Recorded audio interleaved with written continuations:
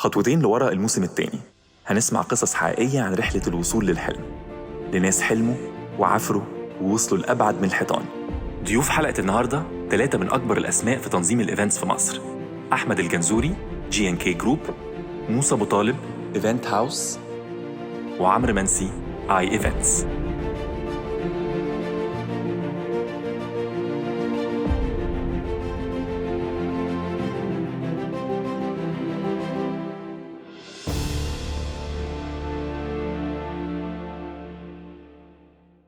ازيكم؟ النهارده حلقه جديده من خطوتين لورا في الموسم الثاني، ومعانا فطاحل في الايفنتس اندستري في مصر: عمرو منسي، موسى ابو طالب، احمد جنزوري. ازيكم؟ ازيك؟ ايه الاخبار؟ كويسين؟ منورينا والله. انتوا عارفين اسم البرنامج ايه الاول ولا لا؟ انا عارف اسمه ايه؟ خطوتين لورا. خطوتين لورا. عارف هنتكلم في ايه او هيحصل ايه او متوقع ايه اللي بيحصل النهارده ولا لا؟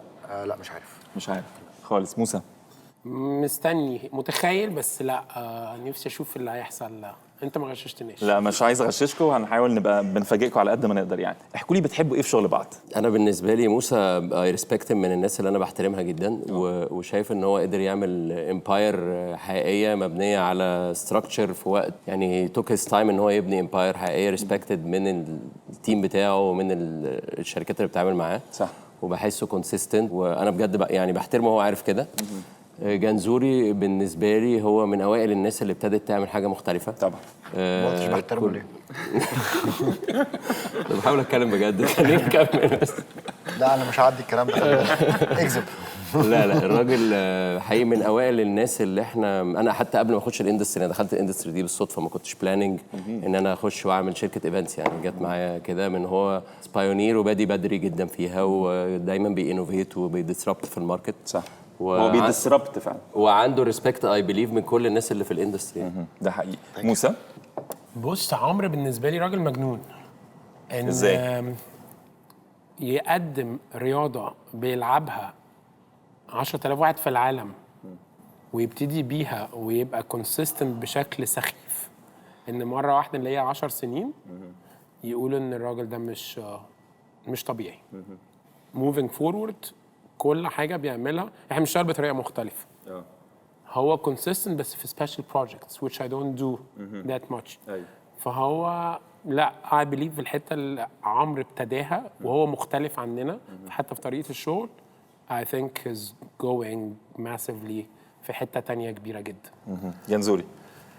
اقول عليه اخويا الصغير، واقول ان هو شعر ابيض اكتر منك بكتير. بس ده انا اصغر واحد في العالم. اخويا الصغير. بس هو البرايفت بيعمل كده للاسف. هو البرايفت بيشيب زي ما بيقولوا. اللي اقدر اقوله عليه a man of his word. كلمه دي كلمه حلوه. دي كلمه انا عمرنا ما اشتغل مع بعض، سوري تو كات يو اوف، بس دي انا بسمعها عليه في كل حته فعلا. دي حقيقه. you don't need دي to صفة sign خطيرة. you don't need to sign a contract والله. مع جنزوري. جنزوري برايك في شغل الاثنين؟ عمرو very persistent, very persistent.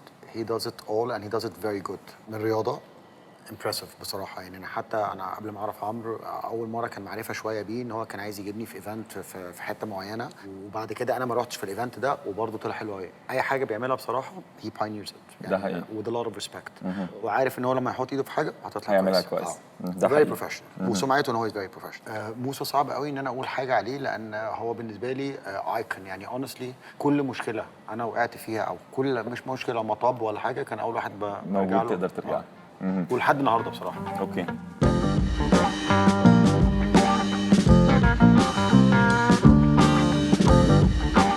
طب خلينا نرجع خطوتين لورا ونتكلم على الاول شويه والبدايات. يعني هل ده المكان اللي انت كنت عايز توصل له؟ ده اللي انت كنت بتحلم النهارده بالظبط انك تبقى بتعمله، ولا ده جه بالصدفه؟ لا انا كنت بقول انا ابتديت بالصدفه. انا كان بدايه حلمي ان انا عايز اعمل بطوله سكواش. ده كان اخر فكري اصلا، مش شايف حاجه تانية، لان ده اللي انا كنت بعمله. ده كان الجول بتاعي لحد وانا عندي 26 سنه، ان انا عايز ابقى بطل عالم في السكواش. فما كنتش شايف اصلا ما بعده. لما عملت البطوله عملتها عشان اللعبه بتاعتي، ما عملتهاش عشان نفسي. حتى ما كانش عندي شركه، يعني عملت شركه عشان اعمل البطوله، مش حطيتش لوجو ولا اي حاجه، ولا فارق معايا اكسب ولا انا عايز اعمل حاجه للعبه. بعد سنه 2 3 4 5 عجبتني الاندستري دي، وحسيت ان انا وات انا ممكن اعمل فيها حاجه. طب انت مش ممكن تبقى عملت كده عشان انت عايز تبقى تكسب في الماتشات؟ يعني انت يعني فاهم، يعني انت عملت البطوله عشان تكسب. ما كنتش عامل عشان اكسب في الاول. انا خلاص في مرحله ان انا ببطل، بس كنت حقيقي بجد والله لا الفلوس احسن بتاعتك. خسرت كل فلوسي في اول بطوله دي. لا كنت عايز بجد بجد بجد القعده اللي قعدتها في الجونه دي تاني يوم، ان ايه ده احنا عندنا حاجه شكلها حلو قوي. انا عايز اجيب صحابي اللي انا بلعب معاهم بره دول يجوا يشوفوا هنا. ده التفكير. بس انت العكس تماما، انت من يوم ما ابتديت وانت عارف بالظبط انت عايز تعمل ايه. وانت عايز خالص. تحفل. لا هو انا عايز احفل ما كنتش عارف ان انت عايز تبقى كده خالص بجد؟ لا والله العظيم. كنت بعمل حفلات في البيت، عيد ميلادي اكشلي، ومامتي تروح المدرسه وتعزم الناس، احنا جايبين اراجوز تمام بس كده. الارجوز ده كان زي الدي جي دلوقتي. اكشلي كان زي الدي جي. وبعد كده كنت مانجينج سيكويا وماسك البي ار فعلا. في اول ما ابتدى من اونريل سيكويا ابتديت اعمل ايفنت هناك، وفتحت مكان اسمه يزيد جوه المكان برايفت. وبعدين اكشلي كنت مسافر بره ادرس في فرنسا. تدرس ايه؟ ادرس فرنسا. أوكي. ما فيش اي حاجه، لسه مش ما انا قلت لك ما فيش بلاننج. أيوه. بس كنت عايز اروح فرنسا. كنت عايز اروح سوربون، ما عنديش اي فكره ليه. لسه هتدرس ايه؟ ولا حتى عارف ليه. وبعدين اكشلي احمد بلتاجي شريكي اللي قبل كده وقتها قال لي بقول لك ايه، انت يو جينيوس، انت هنفتح شركه معاك. كنت انا واحمد وهدان وغادة السكري واحمد بلتاجي، وانا كان عندي مثلا 22 23 سنه. وقعدني، وبعدين عملنا الحفله دي كلنا مع بعض. اتس ا فيري بيج براند بره، معروف جدا في كل العالم لحد النهارده. وحفله عاديه خالص، هي بس اسمها، بس قلنا الاسم نغيره شويه في مصر. موسى، ده اللي كنت عايز تعمله بالظبط ولا جت ازاي؟ اكشلي اللي بيضحك ان هو ده اللي انا كنت طول عمري نفسي اعمله. بس اللي انا فيه النهارده عمري ما كنت احلم ان انا اوصل له. انا من وانا في المدرسه كنت بشوف الناس بتعمل بروم وحاجات وكده، واحنا كنا مدرسه اولاد بس و100 ولد وكلهم اصيع من الصياعه. بس ما عندناش الموضوع ده. معقدين كلهم اكيد. ومعقدين كلنا طبعا. كلنا. فرحت وحجزت اوتيل وعملت وطبعت انفيتيشنز وكل حاجه ومحدش جه. بايخه قوي ده واحنا صغيرين. دي كده الكلام ده واحنا في ثالثه ثانوي. وبعدين وانا في الجامعه كنت بعمل حفلات كتيره جدا. وطول عمري ما بشتغلش غير الشغلانه دي. بس من اول ما ابتديت البرايفت مبسوط جدا باللي انا وصلت له الحمد لله.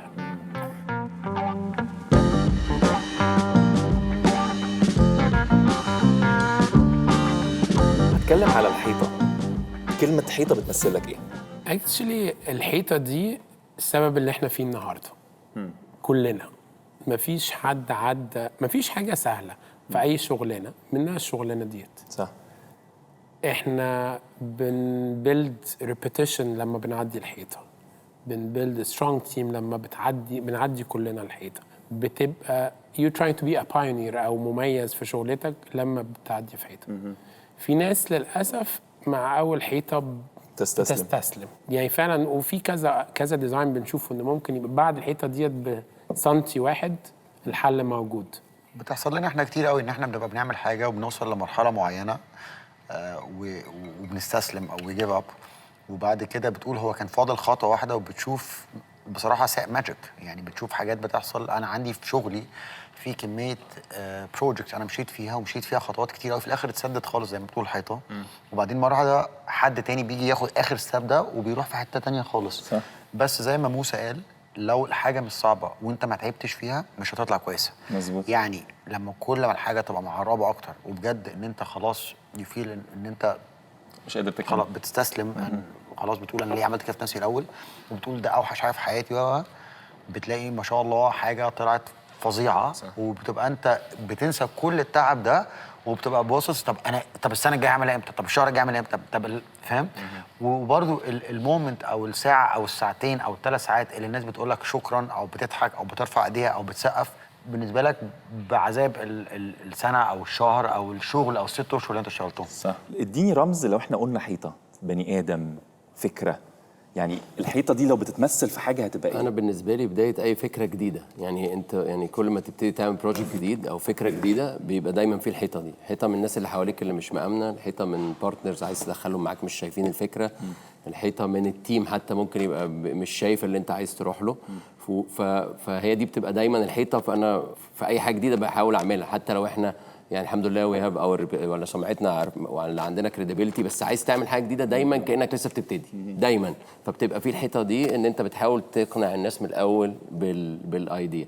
فكره ان انت بقى زي ما كان احمد بيقول وموسى انك يو دونت كويت، هي دي ان انت دايما بتبقى خلاص، لان بتبقى صعبه صعبه صعبه صعبه، وهي لو انت ما وقفتش هتعملها، بس هو دايما من كتر اللي بيحصل انت بتقول خلاص ما فيش هوب. بس هو عامة كده في كل حتة، يعني انت في اي حاجة. انا حتى اشتغلت بره، اشتغلت في اسبانيا واشتغلت في لندن، برضه بيطلع لك عواقب مختلفة في كل حتة ليها عواقبها. بس انت هنا في بلدك بتحس عارف ان هو ايه، زيتها في دقيقة، صح؟ ان هو ايه، كل حاجة تمام.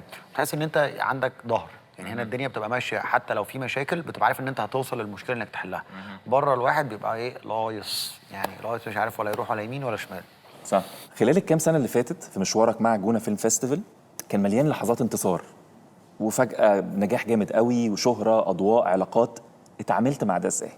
بص، بعد اول سنه طبعا كانت خضه بالنسبه لي، لانه المهرجان بعد اول يوم لقيت نفسي بمشي في الناس بتوقفني، فكان في كده طبعا لقطه اي واز نوت بريبيرد ليها منتلي، لاني كنت قبليها بشتغل خلف الكواليس بس اي ونت تو ميك ات هابن، ومش ريدي منتلي للي حصل بعده خالص في اي حاجه بقى، ولا للاكسبوجر، ولا لطريقه تفكيري ما بعد المهرجان هتوسع ازاي ولا اعمل ايه، ولا يعني انا برضو نفس اللي هو فكره ايه الهدف، ايه انا رايح اعمل دي صح. مش مفكر بعديها بعد هيحصل كده ايه، ولا هي اصلا ايه اللي هيحصل بعد.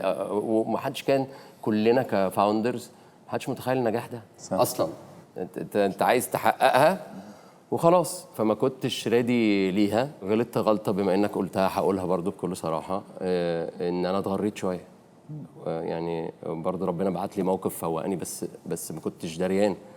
طب وانا كمان بقى ايوه بالظبط. لا، هل في النجاح والشهرة والأضواء ده حيطة ممكن يعتبر عائق في طريقك؟ لو انت مش ريدي، ما عشان كده هو ربك بيبعت مواقف انت وقتها بتقول ايه، هو انا ليه بيحصل لي كده، بتعرف بس ليه بعدين بتفهم ان هو دي احلى حاجه حصلت لك، لانك هو ربنا بيحبك انه بيحصل لك كده. وقتها هي اصعب حاجه في العالم، وما بتبقاش عارف ممكن تقوم منها ازاي، وبتقول انا ليه انا ما غلطتش، بس هي بتبقى عشان انت ربنا كنتش ماشي صح. بعد كده. انا ما كنتش دريان اني مش ماشي صح، مش واخد بالي. جنزوري امر مش كل الناس ممكن تتحط في مواقف كبيرة في حياتها تشوف فيها قوة ودعم الناس اللي حواليها، دعم غير مسبوق على السوشيال ميديا بطرق مختلفة. هل ده ممكن بالاكسبكتيشنز بتاعت الناس، بالكمية الضغط ده، دي ممكن تبقى حيطة أو عقبة؟ سؤال صعب. انت قلت لك ان انا مش ذكي قوي قبل ما نبتدي، اسئلتك صعبه. لا بالعكس، يعني ممكن تبقى حيطه، لان انت لازم ترد مش هقول الجميل. انت الواحد اول حاجه ما بقاش عارف ايه اللي ممكن الدعم اللي يحصل له، او ايه الناس how do people perceive you. صح. ولو الناس بتحبك ولا ما بتحبكش. في مواقف قليله قوي في حياتك او في لما تموت بتعرف لو الناس بتحبك فعلا ولا لا. والمواقف دي مش سهله ان هي تحصل، بس مواقف زي دي بتطلعك على كلاود 9، بتطلعك في السماء. يعني حتى لو اكبر مأزق حصل لك، في مواقف من ناس حواليك زي اهلك واصحابك وناس كتيره جدا بيخلوا ان الموقف ده يعدي ويبقى الحمد لله، وتبقى سعيد ان انت حتى في وقت من الاوقات ان انت مريت بحاجه صعبه في حياتك، عشان تقدر تعرف الدعم والحب اللي الناس بتديهولك. بتعتبر نفسك محظوظ انك شفت ده؟ ما اعتقدش ان انا اعرف حد تاني محظوظ انه شايف كده بصراحه. انا عارف انت عندك 5 اخوات ودكاتره كلهم. دكاتره كلهم. كانوا مدينك سبورت؟ هل كان دورهم ايه في اول ما ابتديت؟ في الاول ما كانوش مديني سبورت قوي، وكانوا عايزين اغير شغلي وكانوا يعني حتى والدتي، بس ليتلي يعني انا بحمد ربنا ظهر وبالليل ان انا عندي العيله دي. يعني سبورت غير معقول. فخورين جدا بيا، وانا فخور جدا ان انا بعمل العيله دي. يعني مش قادر اقول لك، يعني الحمد لله محظوظ جدا. ده اتغير على الوقت وعلى السنين؟ اتغير ليتلي. مش ليتلي يعني اتغير. يعني هو عامه انا دايما الصغير اللي بيعمل دكاتره 5 دكاتره في حاجه تانية خالص. وعيله كونسرفتيف قوي. عيله كونسرفتيف قوي بس هم يعني انا بقول يعني بجد هم they're very supportive. هل في حيطه او عقبه ما تحبش ان ولادك يعدوا بيها او تبقى في حياتهم؟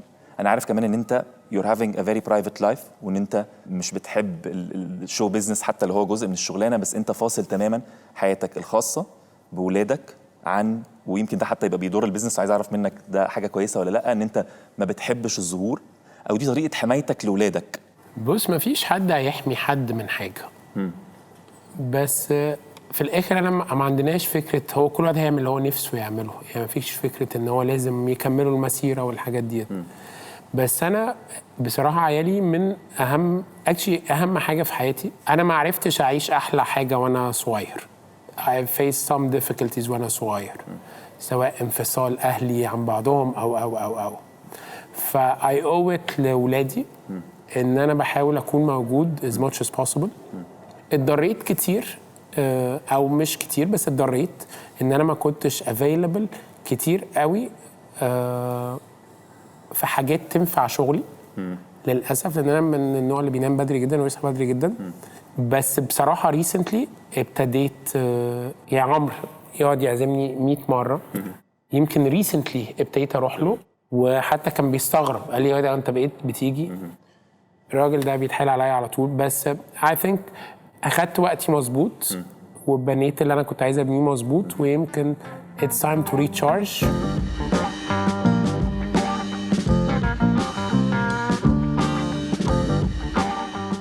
موسى، الفشل او الوقوع او لما تحصل حاجه تهز الكيان بعد ما تبقى قطعت فيه شوط محترم، وتحصل حاجه حيطه او عقبه كبيره جدا تقف في سكتك، وانا عارف ان في 2015 انسيدنت جامده حصلت عندك في الشركه، اتعاملت معاها ازاي وتغلبت عليها ازاي؟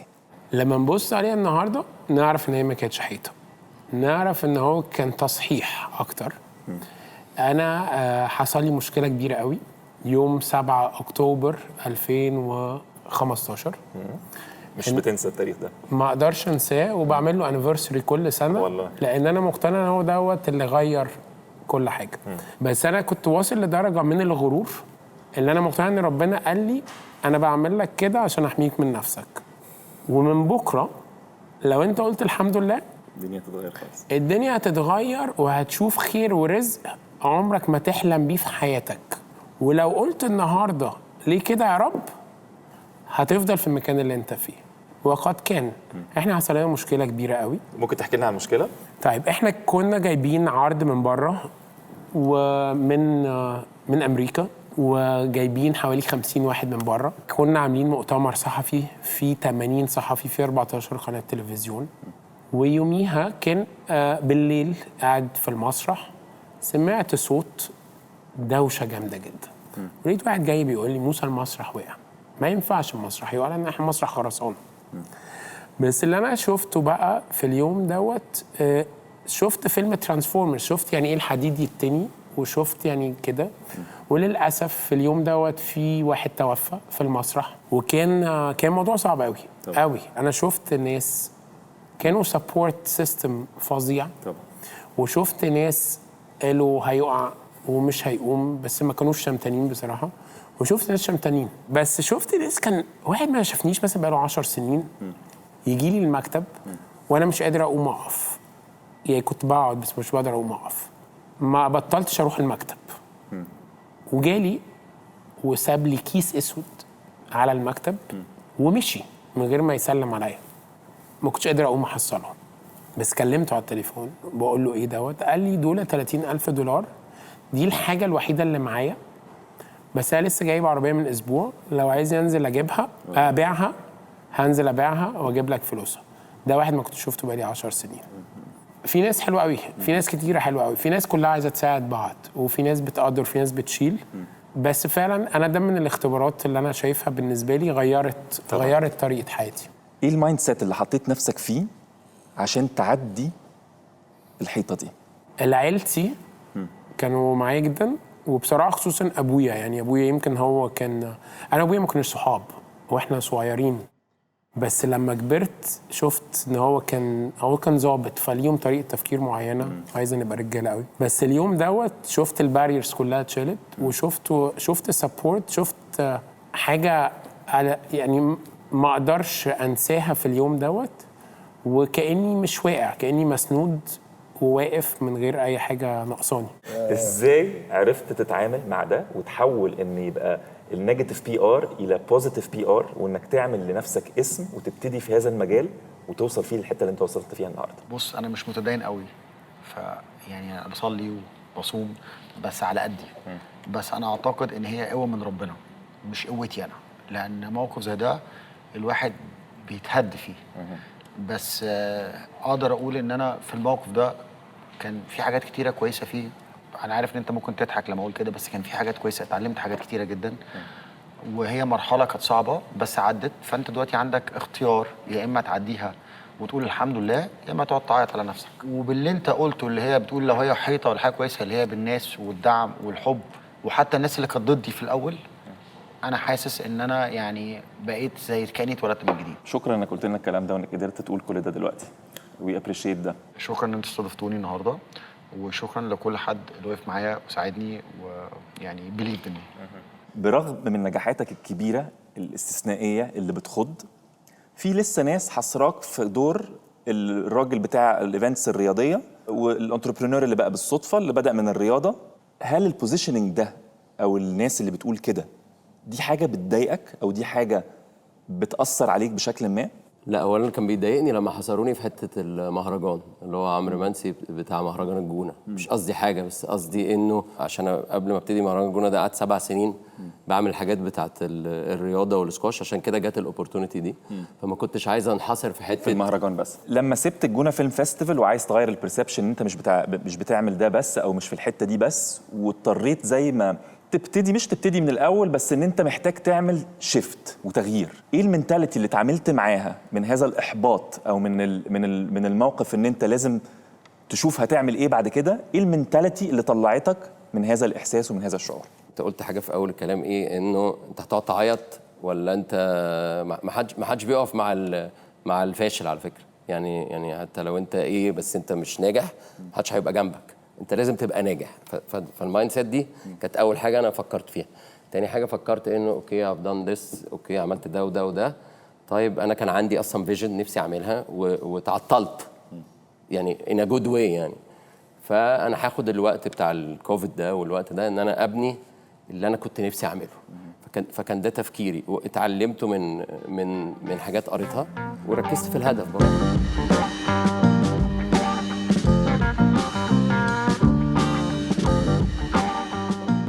كل الناس بتشوف جنزوري قوي جريء طايح مش فارقه معاه، في ناس ممكن تشوفك مغرور. هل دي بيرسونا انت عاملها لنفسك عشان الشغلانه دي محتاجاها، ولا انت فعلا كده؟ اعتقد السؤال ده ممكن تساله للناس القريبه مني، لان هو ده ما اعتقدش ان انا اعرف اتكلم عن نفسي قوي، بس اعتقد ان ممكن الناس قريبه مني يردوا. اوكي. انت بتتحط في مواقف معينه لازم يبقى فيه زي سيلف ديفense ميكانيزم مع حاجات كتير قوي، مع مواقف كتير قوي. ما اعتقدش ان كل واحد انت بتشوفه في حاله معينه في حياته بيبقى هو ده البني ادم نفسه. وفي شغلنا لازم انك تبان بالصفات اللي انت قلتها دي. بس الصفات يعني ايه انا ما اقدرش اتكلم عنها. أوكي. بس اعتقد ان انت ممكن تبقى عارف او ممكن تبقى سالت. وفي ناس طبعا ممكن تشوفني كده، وفي ناس ممكن تشوفني بطريقه تانية. بعض من الصفات دي موجود وفي صفات تانية ما حدش بيشوفها. اعتقد انت في ناس بيبقى عندها فيجن معين ليا لو ما يعرفونيش، بس اول ما بتعرفني الفيجن ده كله بيتشال، بيقول لك انت بتهزر ولا ايه؟ انت عبيط جدا. قال لهم يعني يقولوا لا يعني انت يعني احنا كنا فاكرين مثلا ايام سيكويا يعني هيقول لك هات لك جنزول، تفتكروا بقى جنزول ده واحد هيطلع ببدله وبشنب وكبير مش عارف ايه، وبعدين يقولوا لي جاي لي هو فين التاني؟ اقول لهم لا هو انا. يقولوا لي يعني ايه مش فاهم؟ يعني هو انت يعني؟ اقول لهم هو انا يعني هو انا. لا بس هم بجد والله؟ اقول لهم بجد والله. فهو عامه يعني الناس في ايمج معين، الناس اللي بيعرفوني بيقوموا قايلين لي على طول هو الايمج مش ده اللي احنا كنا متخيلين، مش ده اللي احنا كنا. وانا سالتك السؤال ده عشان كده، عشان انا عارف ان انا متخيل زي ما انت بتقول ان دي بيرسونا انت محتاجها لهذه الشغلانه وطبيعه الشغلانه دي اللي مش هتبقى حقيقيه في الحقيقه. اعتقد. طيب هل ساعات بتحس انك محتاج راي الناس السلبي وتاثير الراي ده عليك؟ هل it gets to you ان انت الراي الناس بيأثر فيك او بيغير فيك اتيتيود معين او بيأثر على نفسيتك بشكل معين؟ بصراحه انا الموضوع ده يعني حاطه في دماغي مهما انا بورك اون مع نفسي وبحاول. مش عارف، ما اعرفش دي بقى ما اعرفش ايه اسبابها، بس انا لا ما بحبش اتظلم. بني ادم هو بيحس، احنا مش روبوتس. ما بحبش اتظلم. يعني عارف لو رايي صح، يعني انا اي كير ان حد يقول لي رايه، ولو رايه صح انا اشتغل عليه واصلحه، ولو رايه غلط بتضايق ان انت حاططني هنا او حاططني في الفريم ده او بتفكر فيا التفكير ده وحش. زي الاستاذ ده ما زعل مني مره وبسبب حاجه انا اي منت ويل قوي قوي قوي قوي، وهو خدها وحشه قوي قوي قوي قوي. ايه بقى لما الدور خلاص في الموضوع ده بتفكرني. لا انا بتكلم بجد، انا بتضايق لو حد شافني بشكل وحش. لو انا غلطت اقول لك انا غلطت، او انا غلطت في شغلي او غلطت مع حد من التيم بتاعي او كذا، بتفرق معايا ان انا اسمع فيدباك واقول عندك حق واصلحه. بيجنني بقى لو حد خد عني فكره وحشه او حد حطني في فريم وحش. مش كلنا بنكون محظوظين ان احنا يبقى في ناس في حياتنا بتاثر بطريقه ايجابيه جدا وسبورت سيستم حقيقي طول مشوارنا. ما ينفعش ابقى قاعد معاك وما نتكلمش على العلاقه اللي كانت بينك وبين حازم الدلاتي، وعايزك تقول للناس مين حازم الدلاتي. هو حازم عشان نعرفه لازم نعمل له مقدمه كبيره قوي، بس هو كان عنده مقوله مشهوره يقول لك انا بتاع سندوتشات، صح، مع انه باني اندستري كبيره قوي، يعني مش عارف هنسميها ايه. هو الاونر بتاع كريف والاونر بتاع قهوه، ابتدينا المسيره من زمان قوي، وهو طول عمره في الريتيل بزنس، بس هو كان ظاهره هتستمر سنين كتيره قوي الفتره اللي جايه. حازم بيساعد اللي ما يعرفوش قبل اللي يعرفه، ولما كان عندي مشكله كبيره قوي اول واحد جريت له كان حازم. لا هو اخونا الصغير والكبير وكل حاجه، هو موجود لكل حد قبل اي حد. غير فيك ايه عدم وجوده؟ لان انا عارف كمان ان انتوا كنتوا صحاب قوي، وعارف ان في واقعه كده حصلت قبل ما يتوفى على طول، ان انت كنتوا قاعدين عندكم في البيت ومراتك بتقول لك ان قد ايه يا جماعه اللي انتوا بتشتغلوا زياده عن اللزوم وان دي مش طريقه، وان انتوا يعني اللي هو بما معناه هتضيعوا عمركم وهتموتوا بدري. بس هو حازم قال لمراتي انا وجوزك هنموت واحنا بنشتغل الشغلانه دي، وقد كان ليترلي بعدها باسبوع حازم توفى. يعني فعلا بجد بجد حازم معانا في كل حاجه في كل يوم. عمري ما قابلت حازم الله يرحمه، ومن كتر ما شاء الله الناس بتتكلم عليه لا بطريقه تحس ان انا يعني انت افتقدت حد كان نفسك تعرف عليه، لانه فعلا انا يعني الناس بتتكلم عليه بشكل ده حقيقي. وهي دي السيره. دي حقيقه. بيقول لك صاحب بالين كذاب، بس انت دليل ان الفرضيه دي غلط وده مش حقيقي. انت بتشتغل، عندك مطاعم، عندك اوتيلات، عندك ديزرت شوب مؤخرا ان شاء الله خير. ان شاء الله عندك حاجات مختلفه وحاجات كتير قوي. ازاي عارف تعمل بالانس ما بين كل ده وتبقى ناجح في كل حته فيهم؟ بصراحه عندي سوبرمان اسمه شريكي كريم. يعني ما شاء الله عليه، هي هاز ا برين اوف، هو شريكك في كل حاجه. جولد. هو بنتخانق 24 ساعه، واكشلي ساعات بنشتم بعض في وسط الميتينجز، وتقريبا 90% من السنه ما بنكلمش بعض والله. وهو ما بيطقنيش، وانا يعني بحبه بس ما بطوش. بس ده مش حقيقي، لان انا اتكلمت معاه قبل ما نعمل المقابله دي، فانا بقول لك انه بيحبك جدا. انا ما بطوش. بس ما بطوش يعني في الشغل، هو احنا قاعدين في نفس المكتب وبنتخانق 24 ساعه. هو هي هاز بجد مايند اوف جولد فظيع ما شاء الله عليه، يعني ديفلوبمنت تو ذا ماكس. وانا فيري جود ات بي ار اند جيتنج ذا ديل دون. وعندنا الحمد لله، يعني انا ماسك البارت بتاع الايفنتس، عندي تيم وسبيشالي ليتلي دريم تيم. يعني بنتكلم على الديليجيشن وكده، انا من جنرال بحشر، اكيد انت عارف، بحشر مناخيري في كل حاجه. انا دلوقتي حتى ما بروحش، يعني فظاع.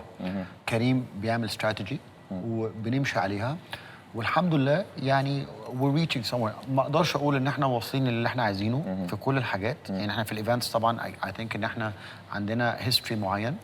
الريستورانتس عندنا حاجات اللي هي الاقليميه، يعني في الصيف يعني اسمها ايه؟ موسميه. شكرا. بس السنه دي ابتدينا نفتح كل حاجه في القاهره. اوكي. والاوتيلات برضو يعني في حاجه جايه في القاهره وفي حاجه جايه على البحر في سوما باي. اوكي. launched actually in 2 weeks. looking forward. honestly وكان عندنا الاوتيل المزيج اللي كان في هاسياندا، did great. هو تقريبا من اول الاوتيلات في مصر، او ده هوني اوتيل نزل على amazing architecture، وكان great success. وان شاء الله اللي جاي يبقى great success برضه ان شاء الله. ازاي لما بيبقى لك كتير قوي في الشغلانه وشغلانه شابه ومحتاج تبقى دايناميك وصغير وداخل في الجيل الجديد واللي بيحصل وكل ده، ازاي قادر تكيب اب لحد النهارده انك تفضل اون ذا توب؟ تعبان بصراحه، تعبان. بلف في كل حته في العالم، اتبهدلت. ولا بتشوف المنافسين ازاي والناس اللي بتطلع في خلال ال 20 سنه اللي انت بتشتغل فيها او اكتر، بتتعامل معاهم ازاي؟ هل بتغير؟ هل بتبقى عايز تبقى احسن؟ هل ازاي لسه قادر تفضل على القمه؟ لو قلت ما بغيرش هبقى كذاب. I get stressed و I want to be better، عايز ابقى احسن. اعتقد ان ممكن برضو الرجاله الحلوين اللي قدام دول يقولوا لنا انا عامه ما عنديش مانع اشتغل مع اي حد، وما عنديش مانع ان احنا يبقى وان تيم. فانا بشتغل مع كل الكومبيتيشن بتاعتي، والكومبيتيشن بتاعتي هي اللي بتحسنني. بمعنى لو ما فيش كومبيتيشن انا مش هوصل، مش هبقى احسن، خلاص هعمل ليه؟ صح. يعني انت كل ما الكومبيتيشن تعلى كل ما انت تحاول تتقدم، او ان انت تقول يعني I have to do better.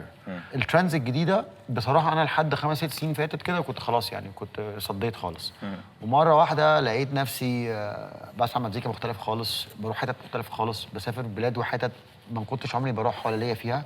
اعتقد يعني مش عارف ان انا slightly updated. صح. معتقد اكتر، وعندي ناس كتيره شغاله معايا صغيرين وبرضو انا عشان انا شويه ان انا اب فرونت وبقول كل حاجه على بالي، وناس كتيره بتتضايق من كلامي عشان انا كده.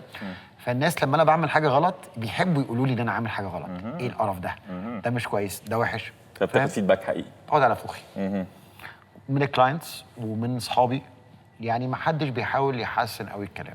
ما اعتقدش ان احنا في الحته اللي احنا عايزينها في حاجات شويه، بس اعتقد ان شاء الله باذن الله ان احنا نوصل. اوكي.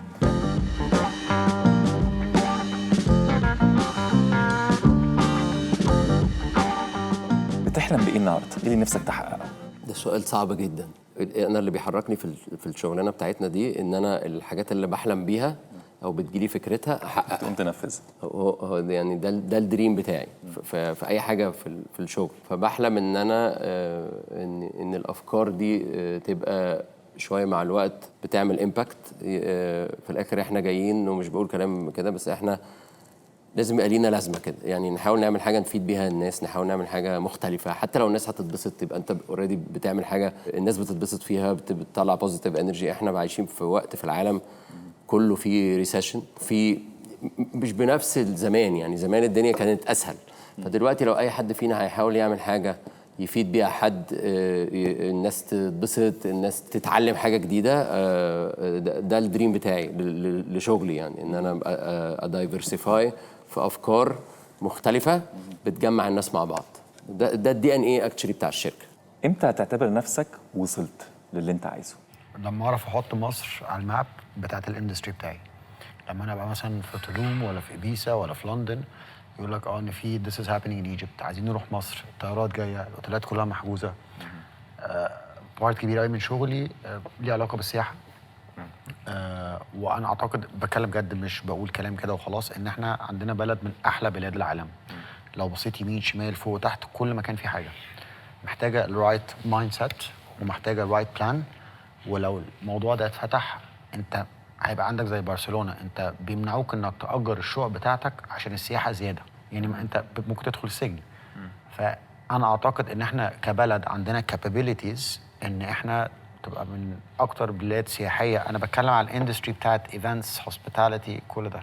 لما انا اسمع ابقى بره اقول لحد ما اعرفوش خالص انا رايح مصر عشان ده وانا رايح مصر عشان ده، زي ما حصل الايام اللي فاتت في كذا حاجه دايناميك وفيري سترونج حصلت في مصر وكان ليها امباكت فظيع. اي هوب ان انا ابقى واحد من الناس دي اللي عامل الامباكت ده.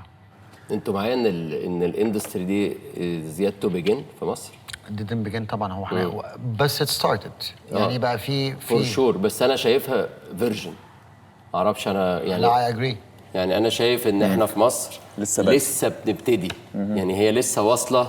لا I agree. بتكلم على الانترناشونال سكيل اللي احنا كنا بنتكلم عليه ليتلي فظيع بالظبط. والشركات ولسه في مجال لحاجات كتير قوي هو didn't start. هو لسه ما ابتديناش بالظبط. يعني انا بكمل اللي جنزوري بيقوله.